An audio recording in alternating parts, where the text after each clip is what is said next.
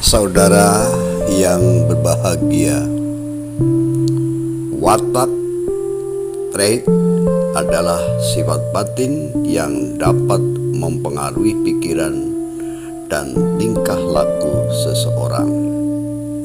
Watak cenderung stabil dan sulit diubah.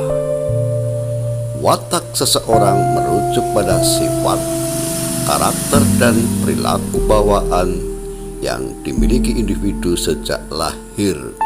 Bahasa Jawanya kawan bayen, diwariskan secara genetik. Watak merupakan salah satu aspek dari kepribadian seseorang yang berkaitan erat dengan moral dan norma-norma etis.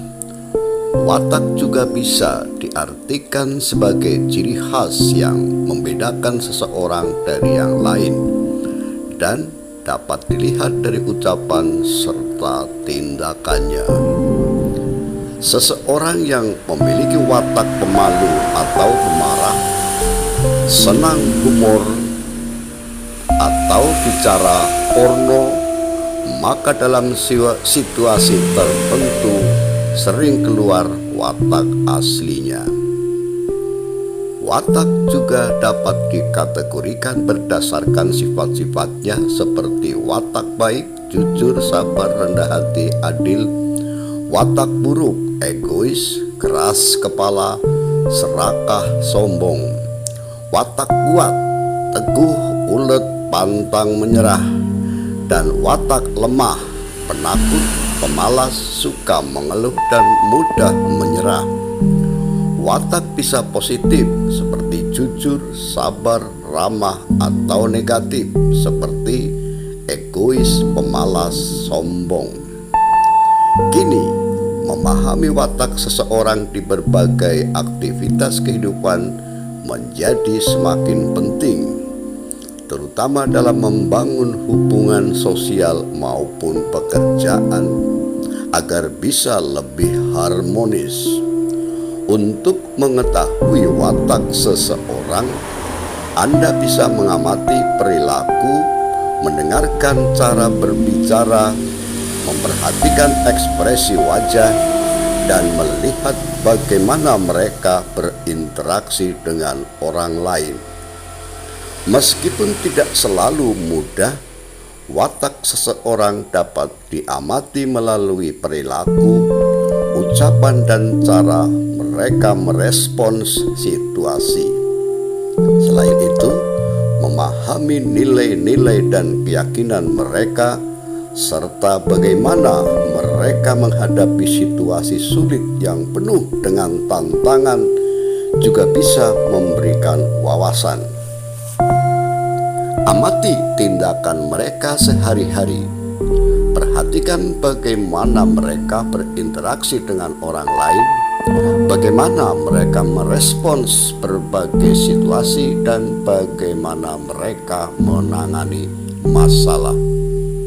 Perhatikan bagaimana cara mereka dalam menghadapi konflik. Apakah mereka cenderung menghindar, menjadi agresif, atau mencari solusi yang lebih baik? Lihat bagaimana cara mereka memperlakukan orang lain. Apakah sopan, empatik, atau justru egois dan sombong? Perhatikan reaksi mereka terhadap kegagalan. Apakah mudah menyerah atau justru termotivasi untuk bangkit kembali? Perhatikan kebiasaan kecil yang berulang.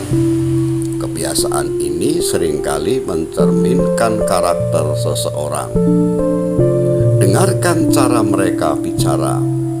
Perhatikan intonasi dan nada bicaranya. Apakah mereka berbicara dengan lembut dan ramah, atau justru kasar dan sarkastis? Perhatikan pilihan kata yang mereka gunakan. Apakah menggunakan bahasa yang sopan dan positif, atau justru bahasa yang kasar dan negatif? Perhatikan kecepatan berbicaranya. Apakah berbicara dengan cepat atau terburu-buru, atau lambat dan tenang? Perhatikan cara mereka bercerita. Apakah mereka suka bergosip atau lebih suka membicarakan hal-hal positif? Perhatikan ekspresi wajah dan bahasa tubuhnya. Amati ekspresi wajah mereka saat berbicara, tertawa, atau sedang marah. Perhatikan gerakan tangan, postur tubuh, dan kontak mata mereka. Apakah mereka terlihat gugup, percaya diri, atau santai? Perhatikan pula gestur yang mereka gunakan saat berkomunikasi. Pahami nilai dan keyakinannya. Ajukan pertanyaan tentang nilai-nilai mereka. Apa yang mereka anggap penting dalam hidupnya? Perhatikan apa yang mereka bicarakan. Apakah mereka sering membahas tentang kebajikan, kejujuran, dan keadilan? Perhatikan bagaimana mereka memperjuangkan keyakinannya. Apakah mereka mau membela apa yang mereka yakini atau justru mudah menyerah? Amati interaksi sosialnya. Perhatikan bagaimana mereka berinteraksi dengan orang lain. Apakah mereka mudah bergaul atau cenderung menyendiri? Perhatikan bagaimana mereka memperlakukan orang yang berbeda. Apakah mereka memperlakukan semua orang dengan hormat atau membeda-bedakan? Perhatikan bagaimana mereka bekerja dalam tim.